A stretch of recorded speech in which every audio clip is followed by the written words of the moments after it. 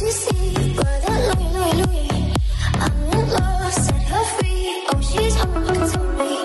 les potes, ciao tout le monde, c'est Isma, j'espère que vous allez bien. On se retrouve aujourd'hui pour une nouvelle vidéo. Et dans cette vidéo les gars, on va parler énormément de stats. Il y a beaucoup de stats qui sont sortis ces 2 dernières semaines, donc on va en parler. Il y a pas mal de choses intéressantes. On va parler un peu de mercato, il y a des joueurs qui aimeraient bien jouer à l'OL. Ça on va le dire, on va parler d'une petite anecdote autour d'un joueur de Metz. Enfin, on va finir avec ce qui reste autour des nouvelles infos qui sont sorties dans l'environnement du football. 2-3 trucs aussi pas mal, surtout au niveau de l'arbitrage. On va en parler, c'est parti les gars pour la vidéo. Je tenais quand même à préciser avant qu'on commence que je ne ferai pas de vidéo la semaine prochaine. Je suis désolé en ce moment, je tourne pas énormément de vidéos, enfin j'en sors pas toutes les semaines. Mais là la semaine prochaine je pars en Italie chez nos correspondants. Du coup je suis désolé, j'aurai pas le temps du tout d'en faire. Et du coup voilà, c'est parti. On va commencer en félicitant une légende de l'Olympique Lyonnais, Anthony Lopez, qui a joué contre Marseille son 450e match. Il est parmi les joueurs les plus capés de l'OL, 4e ou 5e. Il y a Chiesa, il y a Yves Chevaux, il y a Floridinalo dedans, il y a Grégory Coupet qui sont devant lui, je crois que c'est le 5e joueur, ou alors 4e, je sais plus exactement. Mais en tout cas, il faudrait qu'il reste encore un petit moment pour, pourquoi pas, être second, premier, voire peut-être en dépassant Serge Chiesa. Félicitations à lui, c'est 450e match, c'est vraiment un cap qui passe. Encore une fois, c'est un gardien qui est bon dans l'attitude, toujours bon dans le jeu, bon partout en fait. Puis en plus de ça, il est fidèle, donc c'est beau, c'est magnifique. Lopez, pour moi, mon joueur préféré. J'adore son caractère, sa personnalité et son aisance dans les cages, ce qu'il nous montre. Donc, en tout cas, félicitations à lui. On va enchaîner avec une autre légende de l'OL, Alexandre Lacazette, qui a été décisif 300 fois au cours de sa carrière, passe décisif plus but compris, depuis le but contre Marseille, si je dis pas de bêtises. Félicitations à lui, là aussi c'est un cap atteint. Donc c'est beau, franchement, lui souhaite plein de réussite. Alexandre Lacazette, figure de l'Olympique Lyonnais, qui nous fait... C'est l'un des joueurs qui nous fait le mieux marcher actuellement cette saison à l'Olympique Lyonnais parce qu'il fait une grosse saison. Il a marqué 20 buts ou 21, je ne sais plus exactement. En tout cas, on reste sur Alexandre Lacazette. C'est le premier joueur à lors de 3 saisons de suite mettre 20 buts en Ligue 1 depuis Jean-Pierre Papin et la saison 1994-1995 avec l'Olympique de Marseille. Donc félicitations à Alexandre Lacazette qui vole ce record à l'ancien Marseillais, qui est conseiller de Marseille, je crois, de l'OM. Du coup, félicitations à Alexandre Lacazette, encore une stat qui montre qu'il est bon. On enchaîne cette fois-ci avec des prolongations de contrats qui ont été officialisées. Donc ça remonte il y a peut-être presque 2 semaines. Salkoum Bedi prolonge jusqu'en 2027. Ça fait plaisir parce que, on va en parler après, c'est un joueur très prometteur, Salkoum Bedi, qui pour le moment fait de belles choses. Il manque peut-être d'expérience, il manque d'agressivité, même si c'est un joueur qui en veut, et ça se voit sur le terrain, il a l'agressivité qu'il faut. Mais manque de l'agressivité dans le sens de l'expérience et dans le sens qu'il n'a pas développé physiquement son corps comme il peut l'être parce que je crois qu'il a 18 ans, 18-19 ans ou 17, je ne sais même plus.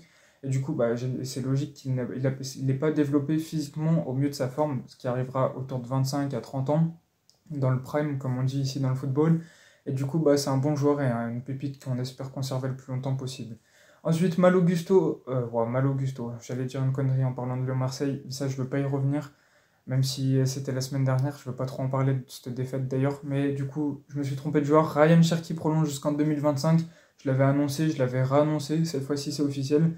Il prolonge donc son aventure d'une année parce qu'il va être courtisé, je pense, au mercato d'été, par le PSG qui pourrait revenir à la charge, peut-être d'autres écuries. En tout cas, on verra ce que ça donne, mais Lyon essaye de mettre un peu le verrou pour Ryan Cherki pour pas qu'on le prenne, enfin pour pas qu'on se le fasse prendre cet été, même si Ryan Cherki c'est moins bon en ce moment. Je l'ai dit, il manque de maturité dans son jeu, il a un QI football qui n'est pas assez développé, qui n'est pas assez bon, il fait pas les passes quand il les faut, il dribble quand il faut pas, il tire quand il faut pas tirer, ou inversement, il tire pas quand il faut tirer et va dribbler. Enfin bref, c'est le problème de Ryan Cherki. On continue, on enchaîne avec encore une petite stat qui montre les joueurs les plus prometteurs de Ligue 1. On a 3 Lyonnais à la 3e place, la 4e place et la 5e place. Le premier c'est Désiré Doué, le Rennais. En tout cas, le 3e, c'est Ryan Cherki, le 4e, c'est Malo Gusto, le 5e, c'est Salkoum Bedi. Ça montre encore une fois que l'Académie lyonnaise et la cellule de post-recrutement, post-académie, je veux dire, post-formation de l'OL fonctionne avec Salkoum Bedi qui a été censé jouer avec la réserve, qui a joué peut-être 5-6 mois avec la réserve avant de venir s'imposer, on va dire, dans l'équipe pro. Et du coup, ça montre encore une fois que Lyon a de très bons joueurs qu'ils arrivent à former parce que, encore une fois, c'est 2 joueurs formés au club. Malo Gusto et Ryan Cherki. Ça montre donc notre talent de formation, même si Rennes a un bon club de formation, et on le voit parce qu'ils occupent la première et la deuxième place du classement. Je sais plus qui est le deuxième, mais le premier, je vous l'ai dit juste avant, Désiré Doué, qui est un très bon joueur. Voilà pour cette première partie de stats, il y en a encore qui vont arriver. Avant, je voulais rappeler que Lyon 1950, certains supporters du groupe Lyon 1950 se sont battus avec certains supporters de l'OM lors de l'Olympico, parce que les joueurs de Marseille auraient chauffé les joueurs de Lyon, sauf que les supporters de Marseille auraient chauffé les supporters de Lyon, sauf que les supporters de Lyon auraient dit des insultes racistes et ça serait parti en couille. Donc ça c'est un problème, il ne faut pas revoir ça dans le foot, les insultes racistes, c'est à bannir. Donc Lyon incite les victimes à porter plainte et ils ont bien raison. Il est temps de faire un ménage au Groupama Stadium parce que les cas de racisme, il y en a beaucoup dans l'enceinte lyonnaise. Donc il faut qu'on les balaye, qu'on les interdise de stade à vie. Parce que ça n'a pas lieu d'être dans le football, les gars.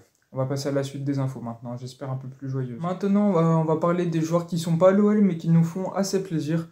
On va commencer avec Karim Konaté, c'est un attaquant, je vais y arriver, un jeune attaquant qui est déclaré comme une pépite du football ivoirien. Il joue à Salzbourg. Salzbourg a un talent, on va dire, pour faire naître des pépites. Et ce joueur a donc dit que l'OL était son club de cœur. Je le verrais bien, pourquoi pas, être un remplaçant de Moussa Dembélé qui s'en allera cet été. En tout cas, il a dit que Lyon était son club de cœur et ça, on est fiers de l'entendre, des joueurs qui disent ça. Parce que ça court pas trop les rues en ce moment, même si là, il y en a 3 pour 2 semaines, on va dire. Donc ça, je vais vous en parler dans les minutes et les secondes qui suivent. Donc ça fait plaisir de voir un jeune attaquant qui est quand même assez bon avec Salzbourg décrire l'OL comme son club de cœur. On le prend bien et pourquoi pas le voir à Lyon, j'aimerais bien parce que franchement c'est un profil plus intéressant que Moussa Dembélé. On continue donc sur les gens qui acclament l'OL. Cheick Niasse, milieu défensif de 23 ans des Young Boys de Berne, donc en Suisse, a déclaré qu'il aimait aussi l'Olympique Lyonnais. Donc ça fait plaisir. Un deuxième joueur qui dit que l'OL est bien. Je connais pas trop ce joueur contrairement à Karim Konaté.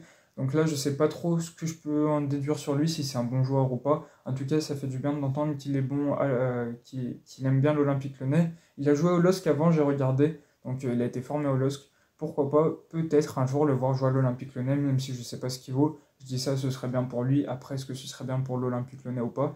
Ça, c'est une autre question que je pourrais pas répondre, en tout cas pas en ce moment, parce que je connais pas du tout le joueur. Ensuite, on continue, cette fois-ci, on reste en France, avec un joueur de Metz, vous avez sûrement dû l'entendre.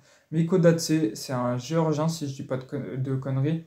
Donc il a été formé à Lyon, il est né à Lyon. Je sais pas s'il a dû être né à Lyon, mais il doit avoir des origines géorgiennes parce qu'il joue en Géorgie, si je dis pas de bêtises. Et du coup, en Ligue 2, parce que oui, Metz joue en Ligue 2, vous le savez, il y a eu un match contre Saint-Etienne, et contre Saint-Etienne, il a été auteur d'un doublé. Sur le deuxième but, donc il allait célébrer en faisant 6-9. Donc les gars, vous connaissez le logo de l'Olympique, j'allais dire de l'OL, le logo de Lyon, 6-9 la triple vélo comme on dit ici. Ça fait plaisir de voir un joueur qui fait ça devant Saint-Etienne, quelle satisfaction. J'étais tellement content quand j'ai vu ça, ça faisait tellement plaisir. En tout cas, franchement, on peut que bien le prendre, même si Geoffroy Guichard l'a insulté, l'a sifflé. Mais alors quel plaisir les gars, oh ça fait du bien. Des anciens Lyonnais qui marquent contre le rival Saint-Etienne, parce que nous les Lyonnais on peut plus le faire actuellement, ils sont un peu trop bas. Enfin bref, les pauvres Stéphanois, ils vont en prendre plein la gueule. En tout cas, ça fait plaisir de voir ça m'a remonté le moral. Je pense que vous avez bien aimé voir ça, voir la célébration, le but de Miko Datse. En tout cas, ça fait plaisir, voilà pour ces infos. Je voulais aussi rajouter, avant qu'on passe à la partie finale de la vidéo, que l'OL est passé devant la DNCG, en vue de tous les mercatos, l'hiver, l'été, ils passent souvent devant la DNCG, les clubs français, pour voir s'il y a des interdictions de recrutement, des paiements rattrapés, des amendes, tout ça. Lyon n'a écopé de aucune amende, aucune restriction de mercato, donc ça fait plaisir, ça c'était une petite info à savoir, qui passe pas prioritaire on va dire dans toutes les informations qu'il y a, mais qui est bien à savoir, surtout dans la merde lyonnaise dans laquelle nous sommes, on va dire, on va appeler ça comme ça, dans la galère que nous tous, Gon et Fonod, sommes embarqués. Ouais, je deviens philosophe. En tout cas, voilà, ça fait quand même plaisir qu'on ne soit pas interdit de recrutement, sinon on n'aurait pas été dans la merde l'année prochaine. Donc on va passer à la partie finale de la vidéo. On finit avec la version finale, la partie finale de la vidéo, donc avec une petite stat de la Ligue 1. Puis on va finir avec un truc assez majeur de l'Olympique Lyonnais et une petite info qui est aussi majeure en France, on va dire. On va commencer donc avec l'info Ligue 1. Donc la Ligue 1 est le championnat qui a le plus de réussite au penalty dans tout le monde, les gars, tous les championnats confondus, première et deuxième division, avec 82,2% de réussite au penalty. Le deuxième championnat du Big Five, c'est la Serie A, qui est 10e de ce classement quand même, avec 81,3%, c'est quand même très très serré. Le deuxième championnat est le Qatar, je ne sais plus le pourcentage, mais ça doit être 82, 19, voire 82,2, je sais pas exactement, mais c'est limite équivalent à la France. Donc ça montre que la France est bonne au penalty, la Ligue 1 est un championnat qui est bon au penalty, ou peut-être que les gardiens sont moins bons au penalty, je sais pas trop comment déduire cette stat. C'est assez drôle d'avoir des petites stats comme ça, elles font plaisir, elles sont assez intéressantes, on prend jamais le temps de les décortiquer. Elles peuvent dire deux, trois choses quand même, mais moi je n'ai pas la capacité de les analyser, ouais, de les analyser. Et du coup, bah voilà pour cette petite stat, les gars, elle fait quand même plaisir. On enchaîne avec une deuxième info Ligue 1 avant de finir par le dossier majeur de l'OL, on va dire. Alors, l'IFAB, donc l'Arbitral Board, on va dire, donc les dirigeants arbitraux du monde, la partie FIFA de l'arbitre, on va dire, enfin la partie arbitre de FIFA, je vais y arriver les gars, je suis un peu fatigué, donc a décidé que la sonorisation en direct des arbitres de Ligue 1 n'est pas autorisée, donc on ne pourra pas avoir la sonorisation, donc les audios des matchs, bah, des arbitres, en tout cas pas en direct, donc la saison prochaine. Ça fait chier, je comprends pas pourquoi l'IFAB fait ça, alors que ça pourrait éviter tellement de choses, les insultes envers les arbitres, on comprendrait des décisions, on verrait le point de vue des arbitres, on verrait le point de vue des joueurs, on comprendrait les décisions sur la VAR, et enfin ça clarifie tellement le jeu, ça évite tellement de problèmes et de confusion qu'il y a dans l'interprétation des fautes, tout ça. Je comprends pas pourquoi l'IFAB ne fait ça, mais en tout cas c'est en direct, donc peut-être qu'on aura les rushs après, les vidéos après, les audios après plutôt. Ça je suis pas sûr, je sais pas trop. Donc en tout cas ce sera pas en direct, ça c'est sûr et certain, du moins pas la saison prochaine. Voilà pour cette petite info, dites-moi ce que vous en pensez en commentaire, je dirai votre avis avec intention. Dernier dossier donc, la vente de l'Olympique Lyonnais n'est pas bouclée à 200%. Vous le savez, John Textor a racheté l'Olympique Lyonnais, a racheté 3 quarts du club, au moins 80%, si je dis pas de bêtises. Et ça pourrait monter à 89%, parce que donc, comme l'avait promis John Textor, il va lancer une OPA. Alors une OPA, qu'est-ce que c'est? Là, je vais parler à ceux qui ont fait SP, SES au lycée.